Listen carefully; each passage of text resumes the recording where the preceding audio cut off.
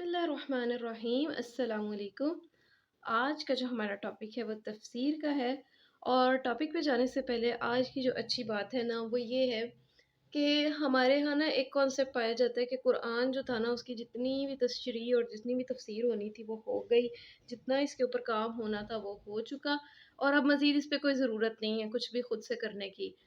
تو اس سلسلے میں نا ایک بہت مجھے پیاری بات لگی وہاں حضرات میں کہ جو ہے نا قرآن جو ہے نا وہ اتنا ایسا ایک گلدستہ ہے پھولوں کا کہ جس میں سے نا ہزاروں سال گزر جانے کے باوجود بھی وہ ایسی صلاحیت رکھتا ہے کہ اس میں سے رنگ برنگے جو ہیں گلدستے وہ بن بن کے نکلتے رہیں پھولوں کے، کیونکہ اس میں جو ہے نا اتنی ڈائیورسیفیکیشن ہے، اور ہر طرح کے حالات، ہر طرح کے زمانے کے لیے جو ہے نا وہ قرآن کبھی پرانا نہیں ہو سکتا۔ ہاں وہ کتابیں جو پرانی ہو سکتی تھیں یا وہ ایک خاص دور کے لیے خاص قوم کے لیے تھیں اور ان کے وہ حالات اور واقعات نہیں رہے، تو ٹھیک ہے، ان کے اوپر جو کام ہونا تھا وہ ہو چکا اور وہ بند ہو گیا۔ لیکن قرآن تو ایسی ایک کتاب ہے کہ جس میں سے ڈیلی نئے نئے جیمز نکل رہے ہوتے ہیں، نئے نئے واقعات، اور ہر واقعے پہ وہ آپ اس کو منطبق کر سکتے ہیں، اور ہر طرح کے حالات کے لیے آپ اس میں سے جو ہے نا اصول اور قوانین لے سکتے ہیں۔ تو جو ہے نا قرآن ایک ایسی کتاب ہے جو پرانی نہیں ہوتی، اور وہی بات جو نبی صلی اللہ علیہ وسلم کی حدیث حضرت علی سے مروی ہے کہ یہ ایک ایسی کتاب ہے جس کے عجائب کبھی ختم نہیں ہوتے اور یہ پڑھنے سے کبھی پرانا نہیں ہوتا۔ چلے جی، آ جائیں ہم اپنے ٹاپک پہ۔ تفسیر کیا ہے؟ تفسیر جو ہے نا اس کے لغوی معنی ہیں کسی چیز کو کھول دینا، کسی چیز کو واضح کر دینا، اور اس کی جو ہے نا ایک اس کی اگزامپل یہ بھی ہے کہ کسی گھوڑے کو سجے سنورے گھوڑے کے اوپر سے جب سارا کچھ اتار دیں، اس کی زین بھی اتار دیں، اس کے اوپر سے سارا کچھ اتار کے اس کو بالکل اصل فارم میں لے آئیں، اس کی اصل حقیقی شکل میں، تو اس چیز کو فسرا کہتے ہیں۔ ٹھیک ہے، تفسیر جو ہے وہ فسرا یفسرو سے نکلا ہے، اور جو ہے نا مطلب یہ کہ کسی چیز کو اس کے ظاہری لوازمات وغیرہ ہٹا کر اتنا کلیئر اور صاف کر دیں کہ ظاہری نظر مطلب ہر خاص اور عام اس کو دیکھ کر سمجھ سکے۔ اور اصطلاح میں جو معنی ہے یہ میں نے یہاں پہ اس کی پکچر بھی لگا دی ہے۔ علامہ بدر الدین زرکشی کی جو ہے نا وہ ڈیفینیشن ہے تفسیر کی: ہوا علم یفہم بھی کتاب اللہ، یہ ایک ایسا علم ہے جس کی مدد سے جس سے ہم کتاب کو سمجھ سکتے ہیں، اس کا فہم حاصل کر سکتے ہیں اللہ کی کتاب کو۔ المنزل علی نبی ہی محمد، کون سی کتاب؟ جو نازل ہوئی ہے محمد صلی اللہ علیہ وسلم پہ، وہ بیانی ہی و معانی ہی و استخراج و احکامی ہی و حکم ہی، اس کے معنی اور مطالب کی وضاحت اور اس کے احکام اور حکمتوں کا جس ذریعے جس علم سے پتہ لگایا جائے۔ تو یہ ایک بڑی اچھی جو ہے نا وہ ہے ڈیفینیشن، اور کچھ یہ جو ہے نا اس میں جو ہے چیزیں شامل ہیں اس ڈیفینیشن میں، وہ کیا ہے کہ تفسیر کون سا علم ہے؟ تفسیر جو ہے وہ آیات کے الگ الگ نزول کا علم ہے کہ کون سی آیت کب کیسے اور کہاں نازل ہوئی، اور اس کے حالات کیا تھے، جیسے ہم اسباب نزول کہتے ہیں نا کہ بیک گراؤنڈ کیا تھا، وجہ کیا تھی کسی حکم کے آنے کی، اور مطلب کس وجہ سے، کس لیے اور کس حکم کے تحت وہ آئی، اور کیا اصول ہمیں وہ دے رہی ہے۔ پھر یہ کہ کون سی آیت محکم ہے اور کون سی متشابہ، کون سی خاص کون سی عام، ایک ہی حکم یا ملتے جلتے احکام پر مشتمل وہ آیت جو ایک دوسرے کے ساتھ ملا کر پڑھنی چاہیے۔ ان آیات کو قدیم مفسرین نے اپنی اصطلاح میں ناسخ اور منسوخ کہا ہے، یعنی کون سا حکم پہلے ہے اور کون سا حکم بعد میں، یعنی مطلب اس کا یہ کہ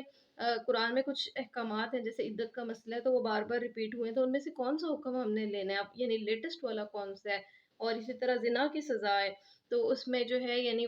آخری حکم کون سا ہے، اور پہلے والا جو ہے وہ کیسے منسوخ ہو گیا، یعنی پہلے والا جو حکم تھا اب ہم اس کو فالو نہیں کریں گے، ہم بعد والے حکم کو کریں گے۔ اس طرح قرآن مجید کے رسم الخط اور متواتر اور غیر متواتر قرات کا حکم، اور قصص القرآن کا علم، یعنی قصص جو انبیاء علیہ السلام کے واقعات تھے یا دوسرے جو واقعات قرآن میں آئے ہیں ان کا جو نالج ہے اس کو سمجھنے کو بھی تفسیر کہتے ہیں۔ اچھا جی، اچھا، جو تفسیر کا علم ہے نا یہ ایک ایسا علم ہے جو اللہ کے رسول کی وفات کے بعد کوئی نہیں ایجاد ہوا، یہ اللہ کے رسول کے دور میں ہی ہو رہا تھا، اور اللہ کے رسول اور صحابہ نے ہی ایسے اصول وضع کر دیے جو رہتی دنیا تک قائم رہیں گے کہ قرآن کی تفسیر اگر ہوگی تو انہی اصولوں کے تحت ہوگی، اور اس کا ایک یہ بھی جو ہے نا وہ ہے نتیجہ کہ کوئی شخص اپنی من مانی تفسیر نہیں کر سکتا قرآن کی، کیونکہ ان اصولوں پہ ہی پرکھا جائے گا وہ انسان کہ اگر اس نے کوئی تفسیر کی ہے تو آیا وہ ان اصولوں پہ پوری اتر رہی ہے یا نہیں۔ اور جو ہے نا وہ اصول کون کون سے ہیں؟ نمبر ایک ہے تفسیر القرآن بالقرآن، کہ قرآن کی تفسیر کی جائے گی تو قرآن ہی کے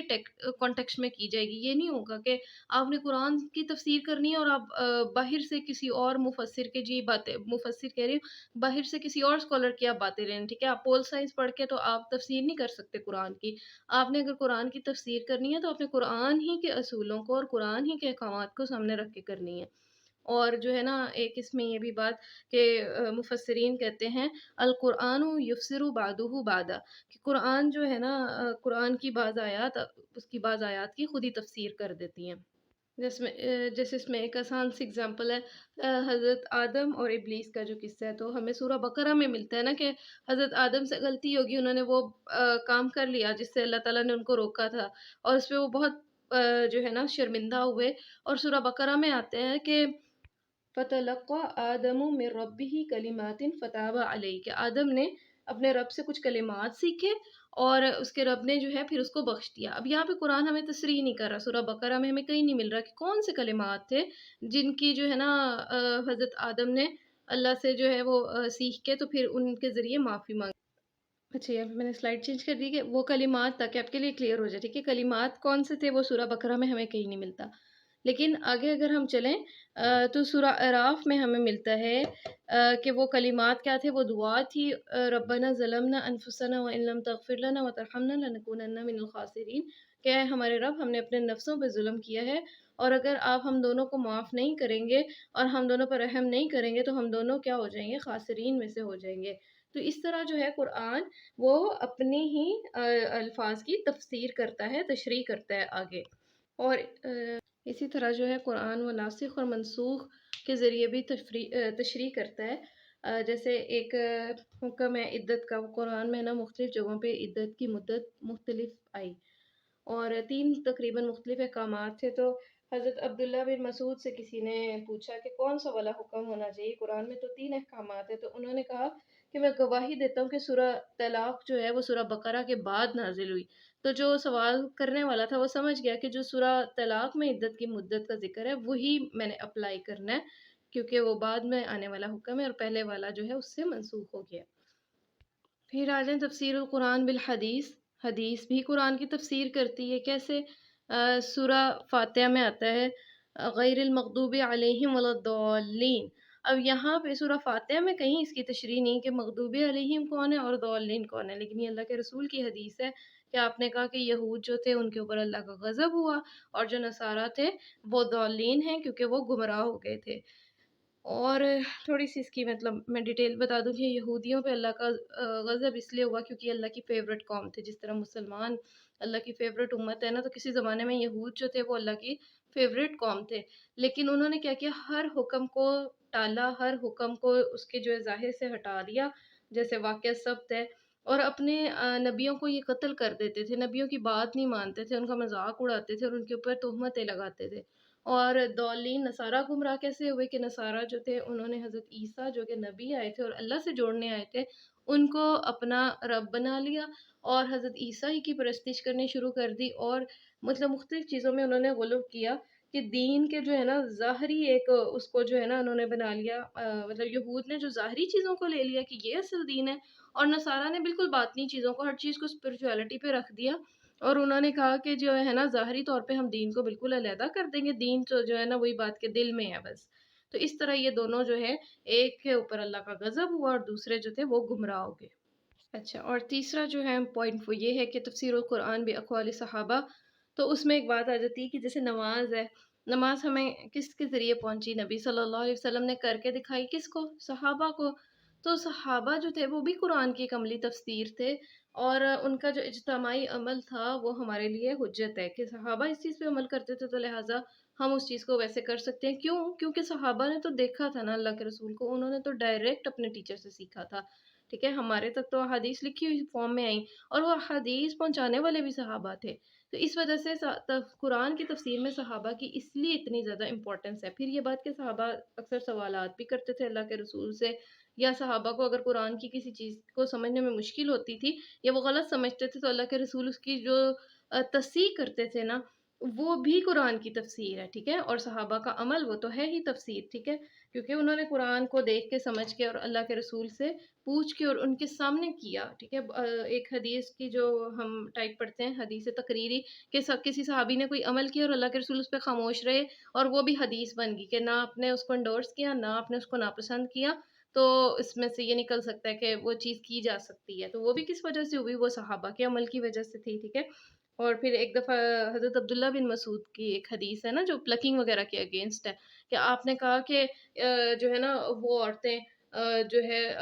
ان کو یعنی نا انہوں نے ان عورتوں کے خلاف کافی وہ بولے، انہوں نے کہا کہ یہ اللہ کے جو ہے نا لعنت والا کام ہے کہ آپ یہ جو چہرے کے بال اکھیڑتی ہیں نا۔ تو ایک عورت جو تھی اس نے کہا کہ عبداللہ بن مسعود تم یہ کیسے کہہ سکتے ہو نا یہ بات؟ تو انہوں نے کہا یہ قرآن میں ہے، کتاب اللہ میں ہے۔ تو وہ گئی اور اس نے جا کے جو ہے نا وہ قرآن پڑھتی رہی، اور واپس آ کے اس نے بعد میں کہا کہ میں نے تو پورا قرآن پڑھا ہے، اللہ کی کتاب میں کہیں بھی ذکر نہیں ہے چہرے کے بال اکھاڑنے کے حوالے سے نا کہ حرام ہے۔ تو انہوں نے کہا کہ کیا تم نے کتاب اللہ نہیں پڑھی کہ وہاں پہ ہے کہ جو کچھ تمہیں نبی دے وہ لے لو، اور جس سے روکے اس سے رک جاؤ؟ تو اللہ کے رسول کی حدیث ہے، اللہ کے رسول نے لعنت کی ہے، تو جو ہے اللہ کے رسول کی بات ہے تو وہ قرآن کی ہی بات ہوئی نا۔ اور یوں جو ہے وہ ان صحابی نے اپنے عمل سے اس چیز کو انڈورس کیا اور اس حکم کو نافذ کیا۔ تو اس طرح تفسیر القرآن بھی اقوال صحابہ آتی ہے۔ اچھا، اب کلام عرب سے کیا مراد ہے؟ تفسیر قرآن جو کلام عرب سے، کلام عربی کے جو عربوں کا محاورہ تھا، عربوں کی جو زبان تھی، عربوں کا جو ادب تھا نا، جو ان کا شاعری ادب تھا، اور جو ان کی ادبی ایک وہ ذخیرہ تھا، اس سے استفادہ کرنا اور اس سے قرآن کی تفسیر کرنا۔ اور یہ کیوں اتنی امپورٹنٹ ہے؟ وہ اس لیے کہ قرآن جو تھا وہ عربی زبان میں نازل ہوا، تو وہ عرب کے محاورے پہ ہے، ٹھیک ہے؟ وہ عرب کی زبان میں، عرب کے حالات اور واقعات کے لحاظ سے ہے۔ عرب سے ہٹ کے اگر آپ اس کی تشریح کریں گے نا تو وہ اوتھینٹک نہیں ہو سکتی۔ اور اس میں نا حضرت امام مالک کا قول ہے کہ اگر میرے پاس کوئی ایسا شخص لایا جائے نا جو قرآن کی تفسیر کرتا ہے لیکن عربی زبان کی نزاکتوں کو نہیں سمجھتا، اس کے بیک گراؤنڈ کو نہیں سمجھتا، تو میں اس کو ایسی سزا دوں گا جو رہتی دنیا تک اس کے لیے نا لوگوں کے لیے باعث نمونہ ہوگی۔ اچھا، یہاں پہ مثال آپ دیکھ رہے ہیں کہ قرآن میں نا ایک جگہ آتا ہے انما النسیء زیادۃ الکفر، کہ بے شک جو نسی ہے نا وہ کفر میں زیادتی ہے۔ اب یہاں پہ نا نسی سے کیا مراد ہے؟ نسی کی تشریح آپ کو حدیث سے بھی نہیں مل رہی، عمل صحابہ سے بھی نہیں مل رہی، اس کی کیا تشریح ہو سکتی ہے؟ کیا اس کا مطلب ہے؟ تو یہ ہم دیکھیں گے عربی لغت کے لحاظ سے، ٹھیک ہے؟ عربی لغت میں، کلام عرب میں، عرب کا بیک گراؤنڈ بھی آپ ذہن میں رکھیں گے کہ عرب میں نا جو تھے